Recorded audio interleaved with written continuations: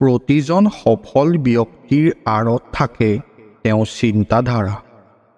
আপোনাৰ চিন্তাধাৰাক বিস্তাৰ কৰিবলৈ কিছুমান কথাত গুৰুত্ব দিব লাগিব। যিকোনো ক্ষেত্ৰতে সফল হ'বলৈ হ'লে আমি আমাৰ চিন্তাধাৰাক দেউকা দিব লাগিব। সকলো আৰম্ভ হয় আমাৰ চিন্তাধাৰাৰ পৰা। আমাৰ ভিতৰত সীমাহীন সম্ভাৱনা আছে। কিছুমান মানুহে এই সম্ভাৱনাক বিশ্বাস কৰে আৰু কিছুমানে ডাঙৰ চিন্তা কৰিবলৈ লাজ কৰে। আজি আমি এই কথা আলোচনা কৰিম যে এজন ব্যক্তিয়ে কেনেকৈ দৃঢ়তাৰে সফলতাৰ জখলা বগাব পাৰে।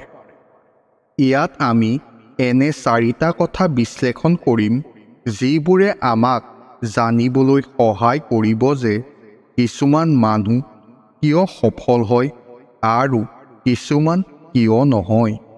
1. অজুহাত দেখুওৱা বন্ধ কৰক।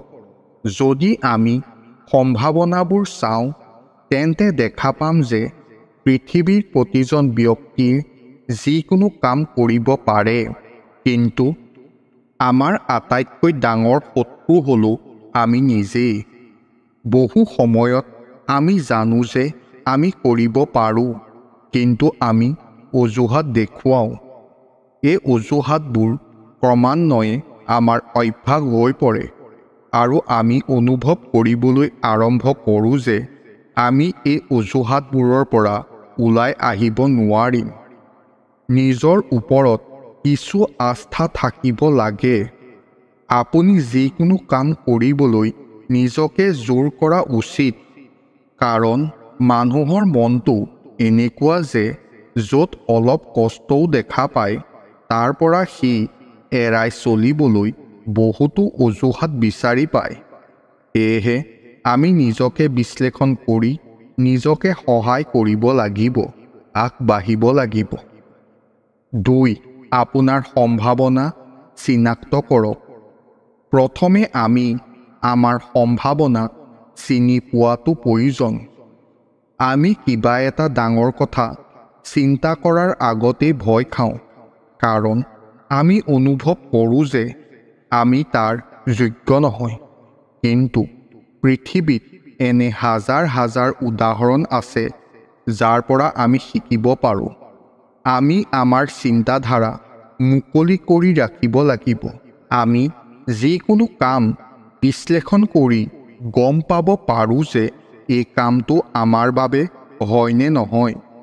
স্বামী বিবেকানন্দয়েও কৈছে যে আমাৰ গোটেই জীৱনটো এটা পৰীক্ষাগাৰ, য'ত আমি আমাৰ মানসিক ব্যায়াম কৰিবলৈ আহিছোঁ। 3. চেষ্টা কৰি যাওক। বেছিভাগ মানুহেই কাম আৰম্ভ কৰে যদিও নিয়মীয়াকৈ কৰিব নোৱাৰে। যিকোনো কামত বিশেষজ্ঞ হ'বলৈ বা অভিজ্ঞ হ'বলৈ সেই কামটোক সৰ্বাধিক সময় দিব লাগিব। এই কথাষাৰ আপুনি নিশ্চয় শুনিছে যে যদি ৰছী এডালে বাৰে বাৰে শিল এটা ঘঁহা হয়, তাত গভীৰ চিন এৰি যায়। একেদৰে যদি আপুনি বাৰে বাৰে কিবা এটা কাম কৰে, তেতিয়া আপোনাৰ বাবে সেই কামটো কঠিন হৈ নাথাকে। কোনো কাম আধৰুৱা কৰি নাৰাখিব। যি ভাবিছে তাৰ ওপৰত অহৰহ কাম কৰি যাওক। 4. ধৈৰ্য ধৰক আৰু হতাশা এৰি দিয়ক। আমাৰ কামবোৰ সুচাৰুৰূপে কৰিবলৈ হ'লে ধৈৰ্য থাকিব লাগিব। আমি যেতিয়া যিকোনো কাম আৰম্ভ কৰোঁ আৰু ইয়াক আৰু কেনেকৈ সম্প্ৰসাৰণ কৰিব পাৰি বুজিব নোৱাৰোঁ, তেতিয়া আমি হতাশ হৈ পৰোঁ। এনে সময়ত আমি হতাশ হোৱা উচিত নহয়, বৰঞ্চ ধৈৰ্যৰে আগবাঢ়ি যোৱা উচিত। পৃথিৱীত বিভিন্ন মানুহ আছে।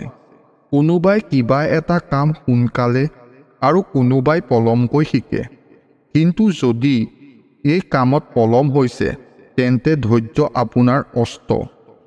কামৰ মাজত অহা প্ৰতিটো হতাশা এজন ধৈৰ্যশীল ব্যক্তিয়েহে সহ্য কৰিব পাৰে আৰু এদিন তেওঁ নিশ্চিতভাৱে সফল হয়।